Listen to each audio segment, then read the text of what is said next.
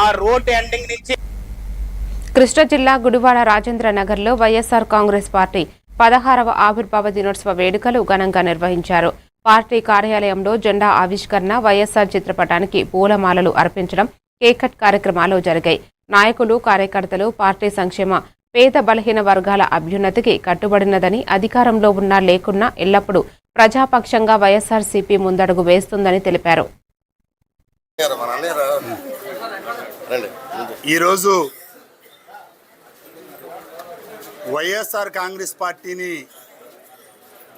YS Jaganmohan Reddy గారు స్థాపించి 15 ఏళ్లు పూర్తయ్యి 16వ వసంతంలోకి అడుగు పెడుతున్న సందర్భంగా దానికి కూడా కులం చూడలా, మతం చూడలా, పార్టీ చూడలా, ప్రాంతం చూడలా, ఎవరైతే ఏ పథకానికి అర్హులో ఆయా పథకాలని ఆంధ్ర రాష్ట్రంలో ప్రతి గడప గడపకి అందించిన మహాఘనత జగన్మోహన్ రెడ్డి గారికి దక్కుతుంది.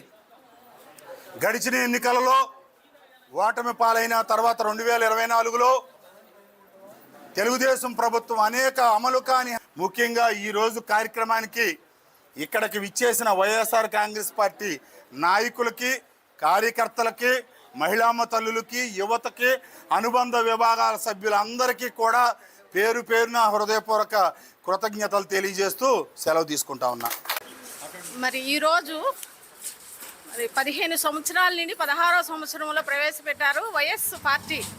మరి నాయకులు కానీ, గ్రామం నుంచి ప్రతి ఒక్క కార్యదర్శులు కానీ, కార్యకర్తలు కానీ, మరి మహిళలు కానీ, మరి ఈరోజు వచ్చి ఈ రోజున ఇక్కడ మరి కార్యక్రమం జరిగించినందుకు మరి నిజంగా 29లో మన ముఖ్యమంత్రి జగనన్నను మరలా మనం అధ్యక్షుడిగా మరి ఆ పీఠం అధిగమించాలని మరి అందరం కోరుకుంటూ ఈ కొద్ది మాటలు ముగిస్తున్నాను.